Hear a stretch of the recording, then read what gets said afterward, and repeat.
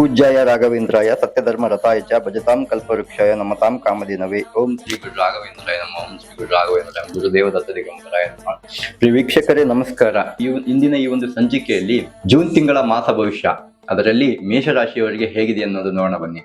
ಅದಕ್ಕೂ ಮೊದಲು ನೀವು ಇನ್ನೂ ನಮ್ಮ ಚಾನಲ್ ಅನ್ನು ಸಬ್ಸ್ಕ್ರೈಬ್ ಮಾಡಿಲ್ಲ ಅಂದ್ರೆ ಈ ಕೂಡಲೇ ಸಬ್ಸ್ಕ್ರೈಬ್ ಆಗಿ ಈ ವಿಡಿಯೋ ಒಂದು ಲೈಕ್ ಕೊಟ್ಟು ಶೇರ್ ಮಾಡಿ.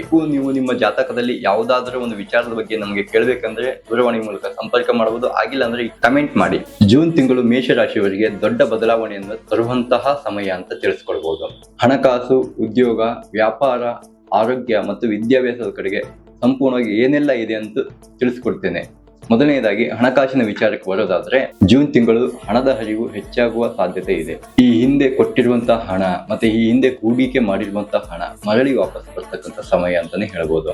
ಮತ್ತೆ ಉತ್ತಮವಾದಂತ ಹಣದ ವಿಚಾರದಲ್ಲಿ ಉತ್ತಮವಾದಂತ ಸಮಯ ಅಂತ ಪರಿಗಣಿಸಬಹುದು. ಹೊಸ ಆದಾಯ, ಹೊಸ ಲಾಭ, ಹೊಸ ಆದಾಯದ ದಾರಿ ತೆರೆಯುವಂತ ಸಮಯ. ಆದರೆ ಒಂದು ನೆನಪಲ್ಲಿ ಇಟ್ಕೊಳ್ಳಿ, ಅತಿಯಾದ ಖರ್ಚು ಬೇಡ. ತಾಳ್ಮೆಯಿಂದ ಪ್ರತಿಯೊಂದು ಕೆಲಸಗಳಲ್ಲಿ, ಕೆಲವೊಂದು ಹೂಡಿಕೆ ಸ್ಥಳದಲ್ಲಿ ಬಹಳಷ್ಟು ಜಾಗರೂಕತೆಯಿಂದ ಇದ್ದು ಹೂಡಿಕೆ ಮಾಡ್ತಕ್ಕಂಥದ್ದು ವಿಶೇಷವಾಗಿರ್ತಕ್ಕಂಥದ್ದು. ಯಾರ ಮೇಲೂ ನಂಬಿಕೆ ಮಾಡಿ ಸಾಲವನ್ನು ಕೊಡಿಸ್ತಕ್ಕಂಥದ್ದು ಮತ್ತೆ ಶ್ಯೂರಿಟಿಯನ್ನು ಕೊಡ್ತಕ್ಕಂಥದ್ದು ಸ್ವಲ್ಪ ಜಾಗರೂಕತೆಯಿಂದ ಇರಿ. ಇದರಿಂದ ಸ್ವಲ್ಪ ಸಮಸ್ಯೆಗಳು ಕಾಡಬಹುದು. ಹಾಗಾಗಿ ಹಣದ ವಿಚಾರದಲ್ಲಿ ಇನ್ನೊಬ್ಬರ ಸಲಹೆ ತಗೊಳ್ಳೋದು ಮತ್ತೆ ಹಿರಿಯರ ಸಲಹೆ ತಗೊಳ್ಳೋದು ಬಹಳ ಒಳ್ಳೆಯದಂತ ಹೇಳ್ತೇನೆ. ಮತ್ತೆ ಹಣ ಹೂಡಿಕೆ ಮಾಡುವಾಗ 2 ಬಾರಿ ಯೋಚನೆ ಮಾಡಿ ಹಣ ಹೂಡಿಕೆ ಮಾಡಬಹುದು. ಮತ್ತೆ ಮಂಗಳವಾರದ ದಿವಸ ನೀವು ಯಾರಿಗೂ ಹಣ ಕೊಡಬಾರದು. ಈ ಮಾಸದಲ್ಲಿ ಈ ರಾಶಿಯವರಿಗೆ, ಮೇಷರಾಶಿಯವರಿಗೆ ಮಂಗಳವಾರ ದಿನ ನೀನು ಯಾವುದಾದ್ರೂ ಸಾಲ ಆಗಿರ್ಬೋದು, ತಗೊಳ್ಳೋದೇ ಆಗಿರ್ಬೋದು, ಕೊಡೋದೇ ಆಗಿರ್ಬೋದು, ಮಂಗಳವಾರದ ದಿನ ಮಾಡಬೇಡಿ. ಉದ್ಯೋಗ ಮತ್ತು ವ್ಯಾಪಾರದಲ್ಲಿ ನೋಡೋದಾದ್ರೆ ಈ ತಿಂಗಳು ಹೊಸ ಅವಕಾಶ ಬರುವಂಥದ್ದು. ಕೆಲಸದಲ್ಲಿ ನಿಮ್ಮ ಪ್ರತಿಭೆಗೆ ಮೆಚ್ಚುಗೆಯನ್ನು ಕಾಣಬಹುದು, ಮೆಚ್ಚುಗೆಯನ್ನು ಕಾಣ್ತೀರಾ. ಮೇಲಧಿಕಾರಿಗಳಿಂದ ಪ್ರಶಂಸೆ ಮತ್ತೆ ನಿಮಗೆ ಹೊಗಳಿಕೆ ಅನ್ನೋದು ಜಾಸ್ತಿ ಆಗುತ್ತೆ. ಮೇಲಧಿಕಾರಿಗಳ ಗಮನ ನಿಮ್ಮ ಮೇಲೆ ಬಿದ್ದು ಒಂದು ಪಾಸಿಟಿವ್ ಅನ್ನೋದು ನಿಮ್ಗೆ ಆಗುತ್ತೆ. ವ್ಯಾಪಾರ ವ್ಯವಹಾರ ವಿಚಾರ ಬಗ್ಗೆ ನೋಡೋದೇ ಆದ್ರೆ, ವ್ಯಾಪಾರದಲ್ಲಿ ಹೊಸ ಗ್ರಾಹಕರು ಸಿಗಬಹುದು. ಮತ್ತೆ ಹೊಸದಾಗಿ ನೀವು ಏನಾದ್ರೂ ಮಾಡ್ತಾ ಇದ್ರೆ ಅದಕ್ಕೆ ಒಂದು ಜಯ ಅನ್ನೋದು ಸಾಧಿಸ್ತೀರಾ. ಆದರೆ ಪಾರ್ಟ್ನರ್ಶಿಪ್, ಪಾಲುದಾರರು ಮಾಡ್ಬೇಕಾದ್ರೆ ಸ್ವಲ್ಪ ಜಾಗರೂಕತೆ ಇರಲಿ. ವ್ಯವಹಾರದಲ್ಲಿ ಸಣ್ಣ ಗೊಂದಲ ಕಾಣಬಹುದು. ಹಾಗಾಗಿ ಸ್ವಲ್ಪ ಯಾವುದೇ ವ್ಯಾಪಾರ ವ್ಯವಹಾರದಲ್ಲಿ ಪಾರ್ಟ್ನರ್ಶಿಪ್ ಮಾಡ್ತೀರಿ, ಇಬ್ರು ಮಾಡ್ತಾ ಇದೀವಿ ಅಂದಮೇಲೆ ಜಾಗರೂಕತೆಯಿಂದ ಇರೋದು ಬಹಳಷ್ಟು ಉತ್ತಮ. ಹಾಗೆ ನಿಮ್ಮ ಮಾತಿನ ಮೇಲೆ ಸ್ವಲ್ಪ ನಿಯಂತ್ರಣ ಇಡಿ.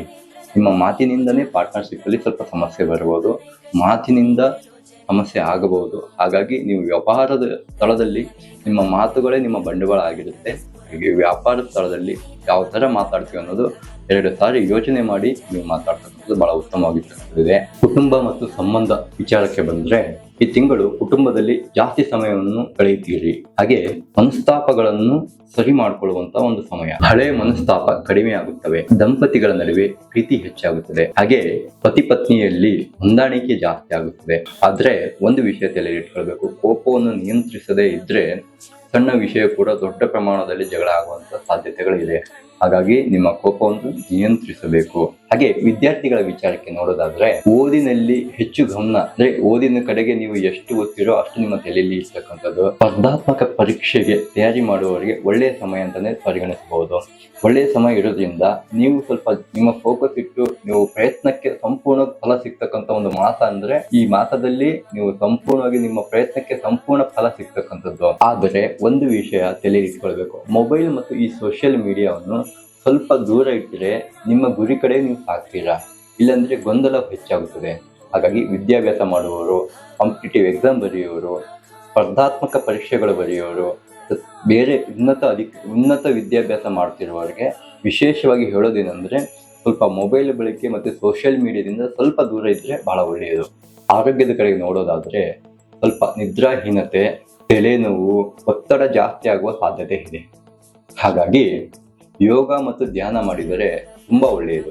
ಈ ತಿಂಗಳು ಮೇಷರಾಶಿಯವರಿಗೆ ಅದೃಷ್ಟಕರ ಬಣ್ಣ ಅಂದ್ರೆ ಕೆಂಪು, ಅದೃಷ್ಟ ಸಂಖ್ಯೆ 9. ಪರಿಹಾರ ಏನಪ್ಪಾ ಅಂದ್ರೆ, ಮಂಗಳವಾರ ಹನುಮಾನ್ ದೇವಸ್ಥಾನಕ್ಕೆ ಅಥವಾ ಆಂಜನೇಯ ಸ್ವಾಮಿ ದೇವಸ್ಥಾನಕ್ಕೆ ಹೋಗಿ ಬಂದಿದ್ರೆ ನಿಮಗೆ ಒಂದು ಶುಭಫಲಗಳನ್ನು ಲಭಿಸುತ್ತವೆ. ಒಟ್ಟಾರೆ ಹೇಳ್ಬೇಕಂದ್ರೆ ಮೇಷರಾಶಿಯವರಿಗೆ ಜೂನ್ ತಿಂಗಳು ಪರಿಶ್ರಮಕ್ಕೆ ತಕ್ಕ ಹಾಗೆ ಫಲ ಸಿಗುವಂತ ಒಂದು ಮಾಸ ಅಂತ ತಿಳಿಸ್ಬೋದು. ಸ್ವಲ್ಪ ತಾಳ್ಮೆ, ಸರಿಯಾದ ನಿರ್ಧಾರ, ಜಾಗರೂಕತೆಯಿಂದ ನೀವು ಹೋಗಿದ್ರೆ ದೊಡ್ಡ ಸಕ್ಸಸ್ ಅನ್ನು ನೀವು ಕಾಣ್ತೀರಾ.